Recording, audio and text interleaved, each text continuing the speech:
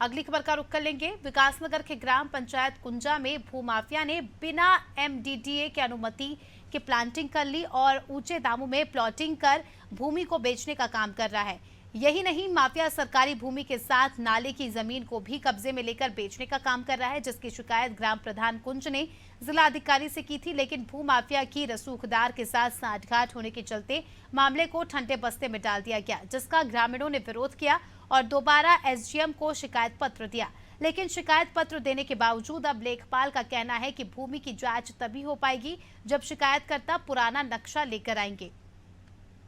Sir ये है कि हमारे यहाँ ग्राम कुंजा में पंचायती ज़मीन थी और कुछ दिन पहले ये ज़मीन किसी ने बेच दी थी दिलसाद सनोप नजीर को।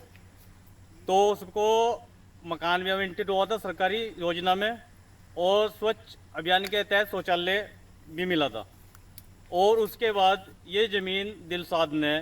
पास वाले जो प्लॉट स्वामी है उसको बेच दी है। और उसके बाद दिलसाद यहाँ से अपना सामान सुमन उठा के और यहाँ से चला गया। ये नहीं पता दिलसाद कहाँ पे गया। ज़मीन जो सरकारी ज़मीन है, उस सरकारी ज़मीन और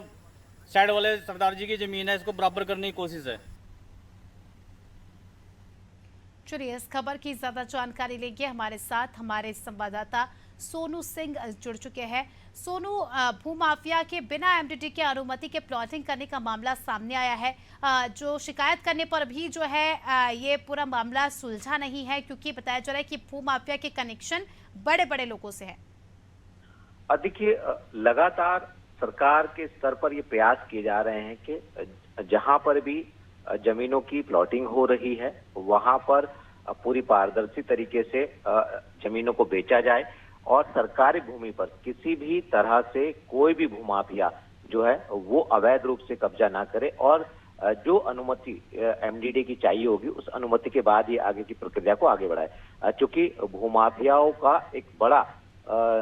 जो है नेटवर्क वो काम कर रहा है और इसी को तोड़ने के उद्देश्य से मुख्यमंत्री पहले इस बात को साफ तौर पर अधिकारियों को हिदायत दे चुके हैं कि अवैध रूप से चाहे प्लॉटिंग की जाने का मामला हो, अवैध रूप से सरकारी भूमि पर कब्जा किए जाने का मामला हो या फिर अतिक्रमण का मामला हो, इसको किसी भी सूरत में जो है वो सरकार सहन नहीं करेगी। क्योंकि सरकार का एक उद्देश्य और है, सरकार लगातार निवेशकों को उत्तराखंड के लिए आमंत्रित कर रही है और ऐसे में लैंड बैंक की आवश्यकता होगी और काफी बड़ा भूभाग लैंड बैंक का के रूप में सरकार ने तैयार भी किया है। तो ऐसे में सरकार इसको गंभीरता से ले रही है और ये जो विकासनगर का मामला है जहां पर भूमाफियाओं के द्वारा एमडीडी से परमिशन नहीं लेने का मामला है, निश्चित तौर पर ये गंभीर है और ऐसे में जब शिकायत की गई है तब शिकायत के बाद जो है वो इसमें उच्च स्तरीय कार्रवाई की उम्मीद की जा रही है और आने वाले समय में न सिर्फ एमडीडी के स्तर से बल्कि शासन स्तर से भी इस पर एक्शन लिया जाएगा और जो भूमाफियाओं का ये पूरा का पूरा नेटवर्क है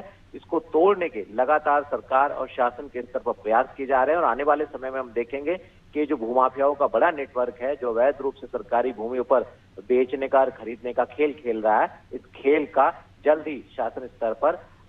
जो है इस पर अंकुश लगाया जाएगा और इसको खत्म किया जाएगा। जी बिल्कुल, बहुत ज़रूरी भी हो जाता है